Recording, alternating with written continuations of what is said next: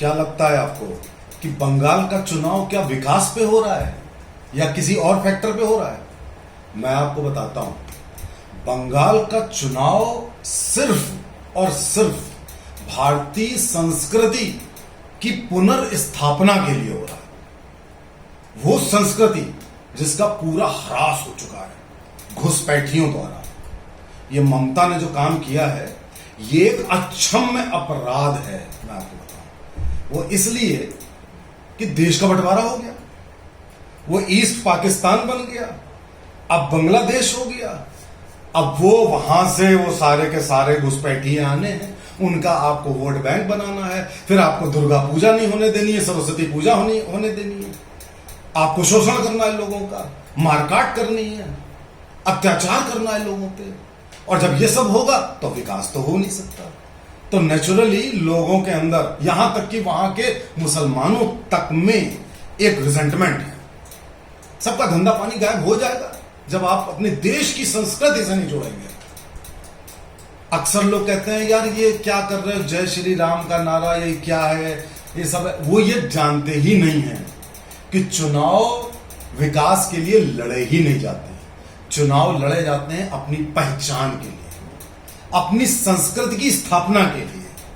विकास व्यक्ति स्वयं कर लेता है, थोड़ा बहुत सरकार भी कर देती है, और सरकार भी तभी कर पाएगी विकास जब संस्कृति सुरक्षित है।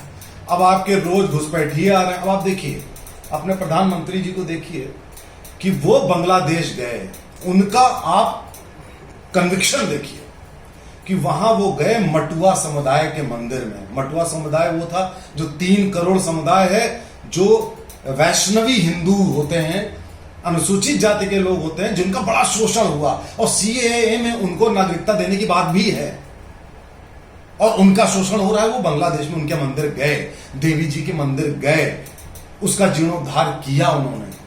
और देखिए उसके बाद बांग्लादेश में बवाल हुआ, मारकाट हुई, मंदिर तोड़े, मूर्ति हटाई। और वही नहीं, देखिए रावलपिंडी में आपने देखा होगा, रावलपिंडी में भी यही हुआ पाकिस्तान में कि 100 साल पुराना मंदिर उन्होंने तोड़ दिया। हम अपने देश में 5 करोड़ बांग्लादेशी रख सकते हैं, हम अपने देश में करोड़ों अवैध पाकिस्तानी रख सकते हैं, बिल्कुल उससे, क्योंकि हमने तो हमेशा रखा है, हम तो इंक्लूसिव लोग हैं। लेकिन हमारा प्रधानमंत्री एक बार मंदिर जाके आरती तक नहीं कर सकता, मस्तक नहीं कर सकता। इतनी भयंकर असहिष्णुता या हिंसा है इन समुदायों में, इन देशों में। आप ये समझ लीजिए। तो क्या होना चाहिए? तो क्या विकास उस पे होना चाहिए कि सड़क बनेगी? ना, तो चुनाव इस बात पे होना चाहिए कि तुम्हारी संस्कृति वहां आएगी कि नहीं। और यही नहीं, जो बॉर्डर स्टेट हैं उन बॉर्डर स्टेट में हमेशा राष्ट्रवादी सरकार होनी चाहिए, वरना इसी तरीके से इन्फिल्ट्रेशन होता रहेगा। देखिए असम में हुआ, बांग्लादेश में हुआ, पंजाब भी कोई कम गया गुजरा नहीं है। इधर जो पश्चिम पाकिस्तान था उसमें पंजाब डिवाइड हुआ, उधर बंगाल डिवाइड हुआ, कुछ पोर्शन उधर का भी, आपका नॉर्थ ईस्ट का भी। तो आप देखिए कि डिवीजन के बाद भी वो चुप नहीं है, वो यहां आएंगे भी, उत्पात भी मचाएंगे, यहां वोट भी देंगे। और हमारा प्रधानमंत्री और जगह जाकर अपने मंदिर की स्थापना या देवी की आराधना नहीं कर सकता। ये उनकी जिद है, क्योंकि उनका धर्म इसी पर टिका है कि मूर्ति पूजकों से नफरत करो, उनसे हिंसा करो। इसलिए बंगाल का चुनाव बहुत कुछ इस भारत को देने वाला है। और उम्मीद है कि जो ममता कह रही है ना कि खेला हो गए, मैं बता दूं खेला हो गए नहीं, खेला हो चुका। आप अगर देशद्रोह करेंगी तो ये देश आपको माफ नहीं करेगा।